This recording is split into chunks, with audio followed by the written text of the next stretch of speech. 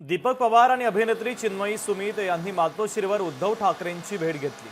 5 जुलैच्या मोर्चाबाबत चर्चा करण्यासाठी उद्धव ठाकरेंची भेट घेतल्याची माहिती आहे। तसंच उद्याच्या सभेसंदर्भात देखील या भेटीमध्ये चर्चा झाल्याची माहिती आहे। उद्धव ठाकरे उद्याच्या सभेला उपस्थित राहणार आहे।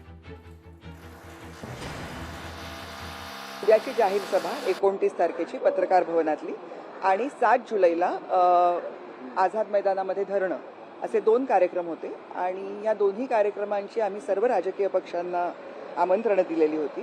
त्यानुसार सर्वात पहिल्यांदा आम्हाला जो प्रतिसाद मिळाला तो काँग्रेस पक्षाकडून मिळाला आणि त्याच्यानंतरचा जो दुसरा प्रतिसाद मिळाला तो उद्धव ठाकरे यांच्याकडून मिळाला। बाकीचेही अनेक राजकीय पक्ष आमच्या बरोबर आहेत आणि मला वाटतं बऱ्याच दिवसांनी असं होतंय की पूर्ण जनता आणि राजकीय पक्ष समविचारी हे एकत्र येऊन एखाद्या आंदोलनाला उभे राहत आहेत।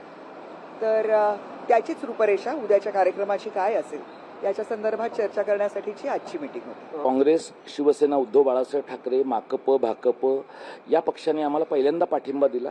इतरही सगळे जे महाराष्ट्रातले राजकीय पक्ष आहेत, अगदी महायुतीतले जे सत्तेत असलेले पक्ष आहेत, यांना सुद्धा आम्ही उद्याच्या कार्यक्रमामध्ये उपस्थितीचं आमंत्रण दिलेलं आहे। हिंदीच्या सक्तीचे, तिसऱ्या भाषेच्या सक्तीचा जो शासन निर्णय दोन्ही आहेत त्यांची होळी करणं आणि 6 जून 2025चं राहुल रेखावार यांच्या सहीचं NCERTची पुस्तकं बालभारतीने घेऊन बालभारतीचं अंतिमतः गोडाऊन बनवण्याचा जो त्यांचा प्रयोग आहे त्या तिसऱ्या परिपत्रकाची आम्ही होळी करतोय। या संदर्भात सगळ्या राजकीय पक्षांशी आम्ही बोललोत, नागरी समाजातल्या चळवळींशी बोललोत आणि उद्धव ठाकरे साहेबांनी म्हटलं होतं की त्यांचा पक्ष या सगळ्या आंदोलनामध्ये सहभागी होईल।